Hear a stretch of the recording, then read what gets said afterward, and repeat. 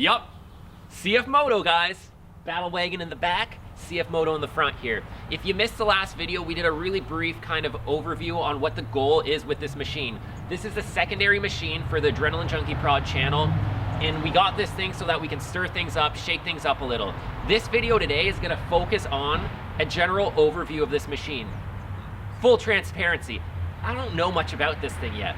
So we're gonna go around, we're gonna do a walk around. I'm gonna give you guys some thoughts. I'm gonna make some comments on what I see on the machine here. We're gonna look at the suspension, the tires, the wheels, a bit of the interior, and just get a good idea and a feel for how this machine looks before we thrash it. So this is gonna be a really basic overview, and then I'm gonna do a much more technical overview when we get the wheels off. We'll get up on the hoist, we'll take a look at all the brakes, we'll take a look at the suspension in more detail once we get a bit more time with the machine. But for now, let's just do a basic overview here so that you guys can get a good look at this machine. Along with me, I have not spent a lot of time really looking at this, so let's dig in there.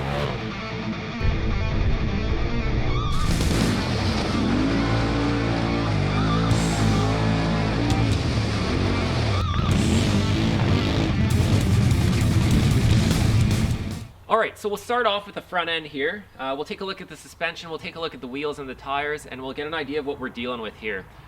Obviously, with the Cfmoto being priced much lower than a lot of the competition, we can't necessarily compare it to what we see on the Razor Turbo here. We can't compare those Fox shocks to these Cfmoto branded shocks apples to apples, but what we can do is we can take a look at what we got going on here, and then obviously, as we move forward into the future with videos, we're gonna modify this thing.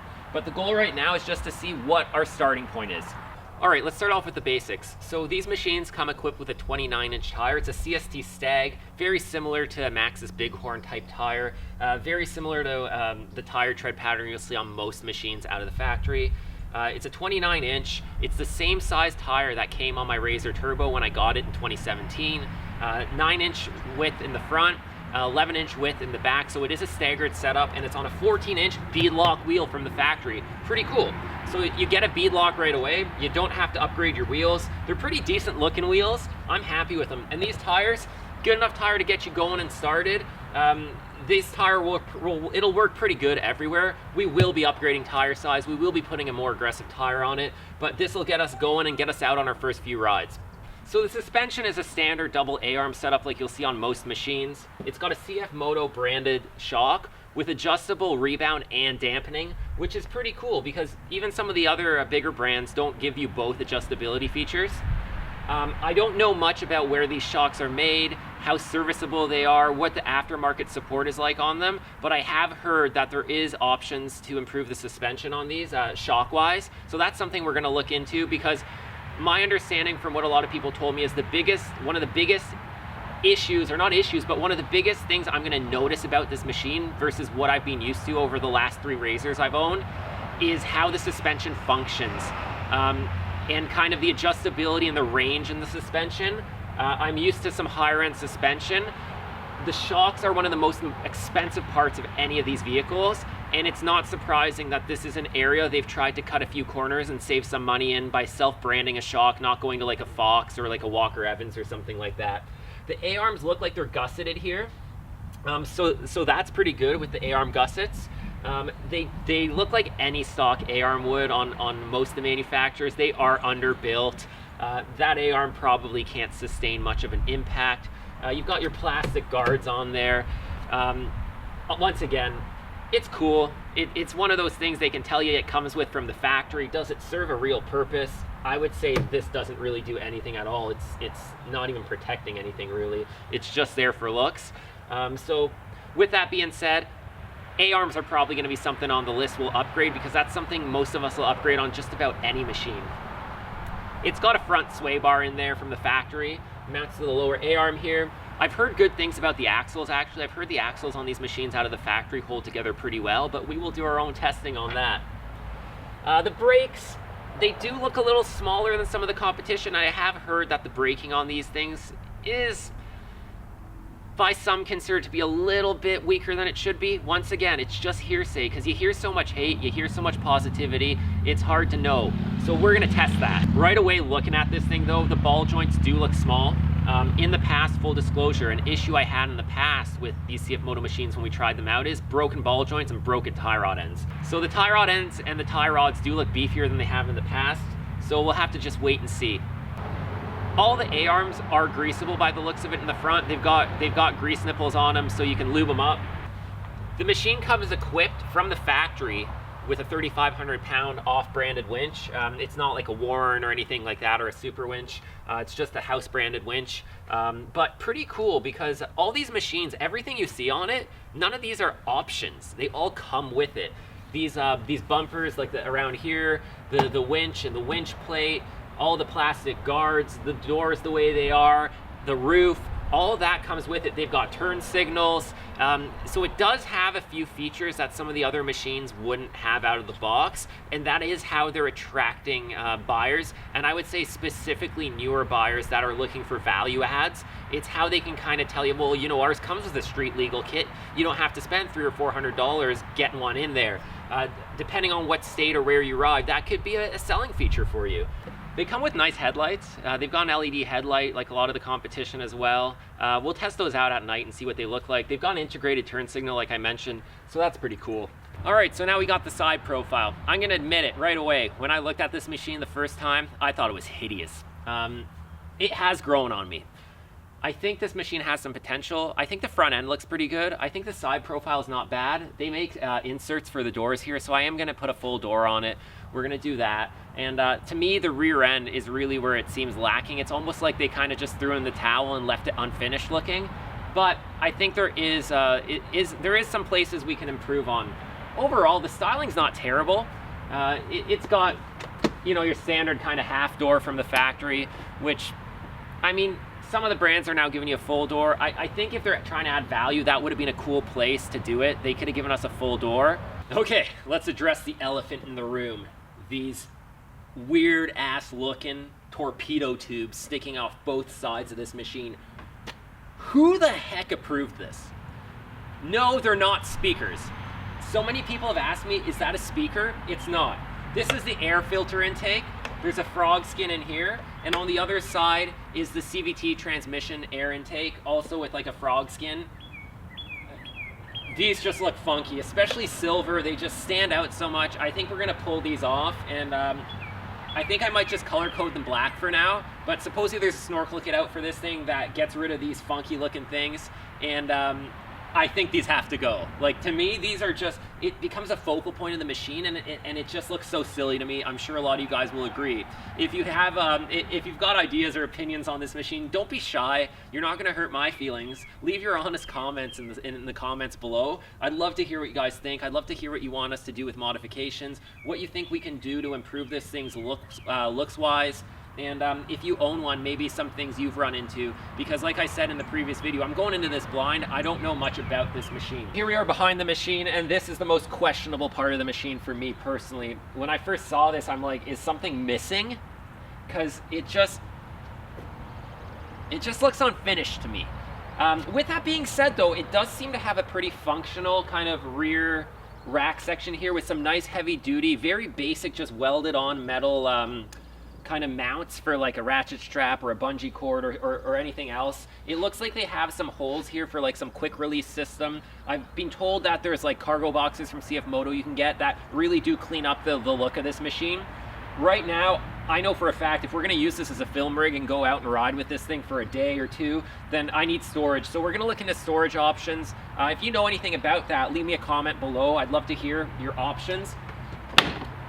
There's an access panel here, similar to like most machines, so you can get to the engine oil and stuff like that. And then there's another access panel here, I'm assuming to get to like the air box and all that stuff. We'll dig into the technical aspects later on. We'll do a more in-depth video that goes over the numbers and stuff like that. For now, we're just getting to know this machine. It's got a license plate light here and spacing for your license plate, which is spaced wrong. You can't fit an ATV size or motorcycle size license plate on there. It's obviously being spaced for an automotive size plate, which to me just makes no sense. But honestly, who cares? That's a little detail. Nothing you can't fix with a drill and some zip ties. You got the dual exhaust from the factory. These fenders, they look pretty flimsy. It looks like if I roll this machine on the side, just even lay it over on the rocks, essentially half the body will get removed. These are just kind of bolted on here. It doesn't look too heavy duty, but I'm a little concerned that if I smack some stuff with these, we're gonna have some broken parts. But you know what? Everybody loves carnage. The roll cage is weird too. We're gonna talk about that in a second, but let's dig into the rear suspension for now, and we'll take a quick peek at that. The rear suspension here, guys, it's got a trailing arm rear end, which is really cool. So similar to like a Maverick X3 or a Razor XP. It's got a radius rod setup here, dual radius rods, and it also has like a tow bar. It looks like the ends of the trailing arms are cast. They don't look as tough as some other machines, but they also aren't aluminum, so maybe with them being cast iron, they will be a bit stronger. It looks like they have a double shear setup on the lower connecting portions there. So the rear end, actually, to me, suspension-wise, looks pretty good. The shocks on the rear end, once again, like I mentioned before, they are a Cfmoto branded shock, so that'll be interesting to test out. They have some roost deflectors on them. They do look a little bit smaller than the suspension I'm used to, but if you compare them to like a Razor 900S or something along those lines, or a trail model Maverick, the suspension size is very similar. I believe this engine has somewhere in the 80 horsepower range. It's naturally aspirated 2-cylinder. We'll go over all those specs in the future though. What's cool to note actually is that it has a separate rear differential. It's not part of the transmission, so you don't share a case with the tranny, which is pretty nice. It's a design that Polaris has gone to now in their new Pro Rs as well. So you have a separate rear diff here. Here obviously we've got the engine. We got our dipstick there. It looks like we've got an oil cooler on there, and it's cool, the sticker on the oil cooler actually tells you the fluid capacity of the engine, stuff like that. Small little feature, but still pretty neat, so you don't have to really look up anything online. It's always right there for you. It tells you the oil spec. There's a little prop shaft in there mating the rear differential to the transmission. And then the transmission would be part of the engine case there, I'm assuming. So coming right out of the CVT into your rear diff. The rear tail lights are weird. Looking at them from like this angle, or when you're just standing around the machine, they look kind of odd. Driving behind the machine with them on, they actually look kind of cool. Right now, I'd say they look a little out of place, but behind the machine, if you're sitting in a car or in another side-by-side, they look kind of neat. My concern is, look at where they are. Your tires are right here, your fender and your tail light, that thing is not going to be visible the first puddle you hit, essentially. I think that's kind of a weird location for those, especially since they're right in the debris field, but I might be wrong. All right, interior. This is a huge, huge interest point. I'm 6'4", I got big feet, 14, 15, depending on the shoes. I feel really comfortable in here. There's plenty of space. I don't feel cramped. Now, mind you, there is a bit of a bolster in the bottom of the seat here, and it fits my ass perfectly. I'm pretty lanky though. I'm more of a scrawny guy. I'm thin and tall.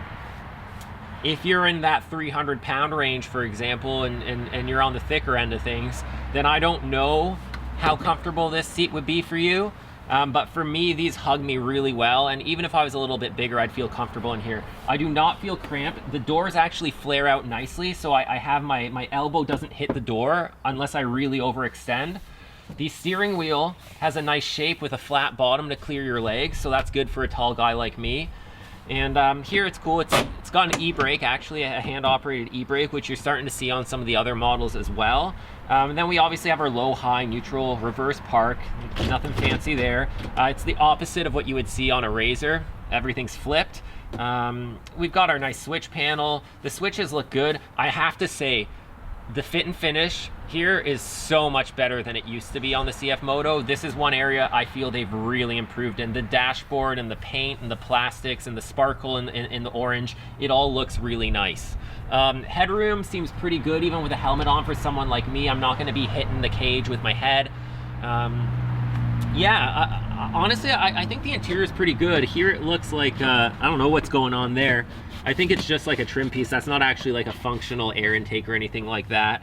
But the colors, the fit, the finish, the trim work, the switches, it's pretty good. I gotta give them that. Initial impressions are good. The dash here is pretty cool. It's got a full color LCD display. It's got sport mode, normal mode. It's got a locker in the front, so it's got a locked mode. It's got an open diff mode, I believe. 2-wheel drive, 4-wheel drive, and 4 locked is what it has.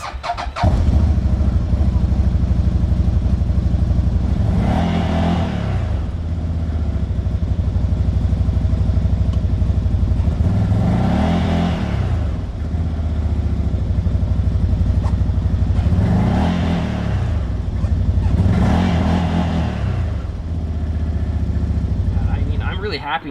The way the doors open, the buttons on the doors look high quality. It's got a handle here too. It's really nice. The grab bar looks really nice here for the passenger. It's got a glove box in there. It looks like it has a seal. How sealed it is, I don't know. That's something we'll have to mess around with and see. But my initial impressions for fit and finish of the cab are better than I would have expected.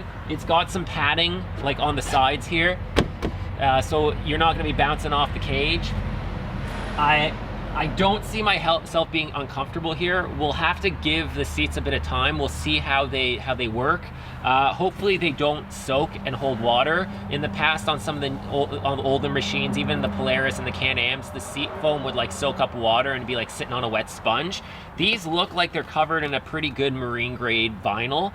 So hopefully they hold up. The seats look decent. They are far from the worst factory seat I've sat in. So that's pretty cool. There's a cup holder, there's some storage boxes here. There's a USB plug, a dual USB. There's a 12-volt outlet.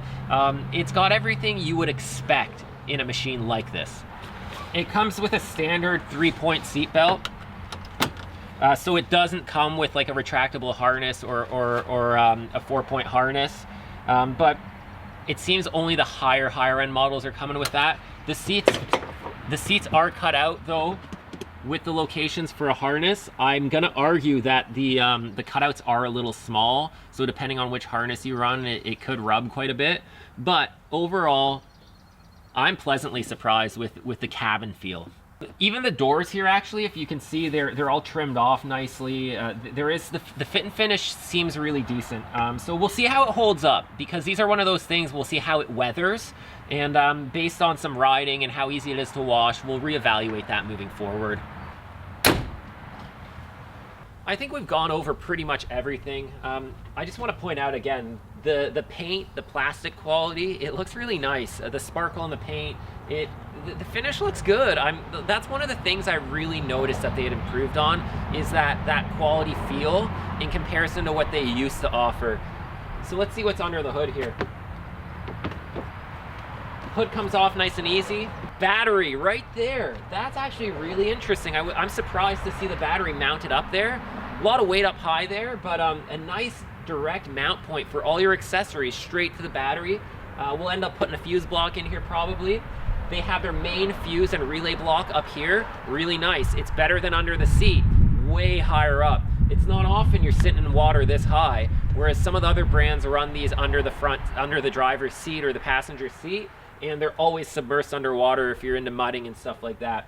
We have our coolant reservoir in here and a rad cap for the radiator, and then we also have very easy access to our brake fluid there. Really nice. Actually, I'd say the access and how ergonomic all this is surpasses some of the other machines I've seen, and that's just the truth. Under here, you see the ECU, the computer is under there, and it looks like there's some more electronics under there. The radiator actually looks pretty big too, and what's nice is they've incorporated a mesh wire kind of rad guard in case you do get a stick in here. It will add a little bit of extra protection. One mod I'm actually thinking I'm going to do is they offer these cool custom grill inserts for these, so I think I'm going to order one of those. This machine comes with a ton of options out of the factory, like I had mentioned. We've got the folding mirrors that come stock. One thing I thought was a little odd is it's coming with the roof, it's coming with the mirrors, it's coming with all those other accessories. I would have thought they would have included a windshield, but I'm guessing that the machine just presents better without it likely.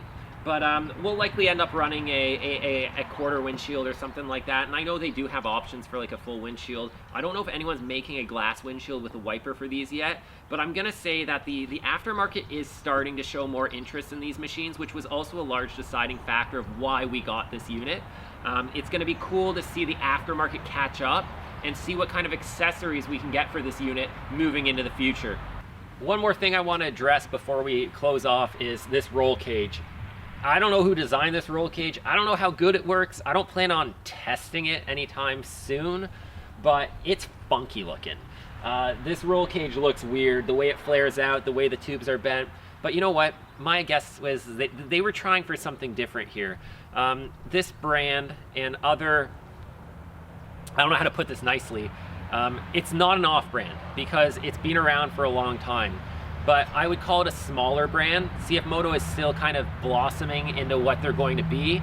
They don't have the years under their belt that other big companies do.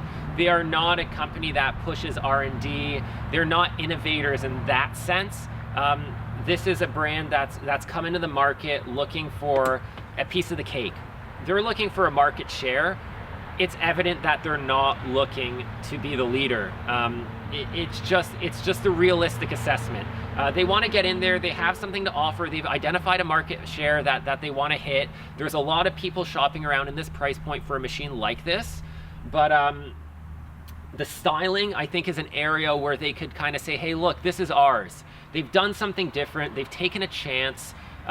They've given it this more exotic type look. If you look at the Segway machines, they've also got that really different against the grain exotic look. You can't say that this is a Razor knockoff or a Can-Am knockoff. You can't say they copied Cowie or Honda here. In the past, a lot of people would make statements like, oh man, that's just like that's basically a Razor, or that's basically a Can-Am Commander. Even the plastics look the same. I think they got the message, and they made it look way different than anything else. It's a love or hate thing. I'm keeping an open mind to it. I hope you guys can keep an open mind to it. The goal is to have some fun. So I think it looks different, that's for sure. But I wouldn't say it looks ugly. I would say this is a machine that's ready for the aftermarket to polish off its edges and show us what it can be. I think that's enough, guys. Just a basic overview, like I said. Once I get a bit more time to get to know this machine, once I pull the wheels off it up on the hoist, once we take it for a rip, and I get a better idea of all the kind of the intricacies of the unit, then we'll talk about specifications, we'll talk about suspension performance, we'll talk about build quality and stuff like that. The goal here was to show you this machine new out of the box, to show you what we're starting with and where we can go from here. I've got a lot of plans for this machine. We're gonna do clutching, we're gonna do an ECU tune, we're gonna do bigger tires, we're gonna do bigger wheels likely, we're gonna do skid plates and all those necessities. We'll do a windshield and all those things you need to really use this machine. And the goal is to take this unit out on the same trails that we take the Razor Turbo on, the Battle Wagon, with the rest of the crew. And the goal is this: can this machine go most of the places the rest of the crew goes? Because sometimes the Razor Turbo doesn't make it up a hill, and the KRX will. Sometimes the KRX doesn't have the jam to make it over an obstacle, and the Maverick X3 will. I know there's going to be situations. Think of some of the machines in the past in our videos if you've watched them, like the Arctic Cat Wildcat, which is definitely kind of like an entry-level, cheaper machine. Schooling machines worth 2 or 3 times as much because of the driver, for example. So in the right hands, I have a feeling that this machine can do quite well as long as we keep an open mind and as long as we make realistic comparisons. When you're buying a side-by-side or a car or anything, you need to ask yourself, what are your realistic expectations? How are you going to use it? What do you want to do with it? What type of riding are you going to do? How often are you going to ride? What's your budget? What's the dealer network like in your area? Do you have a good dealer to take your machine to get warranty work done or get it serviced if you don't want to do it yourself? All these are really, really important questions. Do you have a family? How big are you? Are you short? Are you a big boy? You know, all these things need to be factored in. So I will tell you, before you get any machine, get your ass out on the trail, see if you can ride along with a few people, watch some videos. One of the biggest demographics of people watching the channel has always been people that are looking to buy their first side-by-side and trying to get an idea of how they all stack up for what their intended use is, and people looking to get into their next unit or upgrade or see what's out there. So the goal of these videos, the goal of the content is going to be to help you answer those questions. If there are specific questions that you have, I want you to ask them. Shoot them into the comments section. I want you guys to direct where this content goes. If we can make these videos do well, and if we can show off this machine and answer a bunch of questions, then my game plan is we'll get another machine down the line and we'll do the same thing. Unbiased, open-minded, real-world reviews. We're going to call it like it is, and we're going to show you guys how these machines work in the real world. That's it. So anyways, if you enjoyed the video, thanks for watching. Smash that thumbs up. Don't forget to subscribe to the channel and check out some of our other content. If you'd like to help support the channel, then the best way to do that right now is through the Shopify store. Get yourself some shirts, some stickers, some sweaters. I'll be adding more gear to the Shopify store in the next little while. And also, this machine right here would not have been possible without all of you guys supporting the channel, without you guys watching the videos and giving me all that positive feedback that you do. So thank you very much for your time. I really appreciate it, and it wouldn't be possible without our channel supporters and sponsors. The reason I could afford this machine was due to my friends at Power Sports Link Financing. They came in and they helped me out with this machine, and they got me hooked up so that we could bring you this awesome content. So thanks guys, big shout out to them. If you are a dealership and you're looking to offer in-house financing options, or you're not satisfied with the financing team you have now, give these guys a shout. I'm gonna put their information in the description, and it's gonna be at the bottom of the video here. I've known Chris since I was 2 or 3 years old, basically. Went to grade school, high school together. We've always been friends. He's a passionate guy. He started this business from the ground up, and he's all across Canada. So if you need some help for financing options at your dealership, I urge you to reach out to him, because it's important to support those who support us. With that being said, Super ATV, big shout out to them. We're gonna see some Super ATV goodies on this machine in the future. Big shout out to our supporters at Fintrail and Royal Distributing. They're gonna help us out, get us geared up for the season. And we've also teamed up with Main Street Cycle out of the States, the biggest Cfmoto dealership in the US, and also arguably the leaders in Cfmoto performance right now. They offer a ton of wicked components, and they want to sponsor this build. So you're going to be seeing a ton of MSC parts on here, including their engine tune, their clutching, and a bunch of other goodies like their skid plates and stuff like that they offer. So anyways guys, ride safe out there. We'll see you in the next video.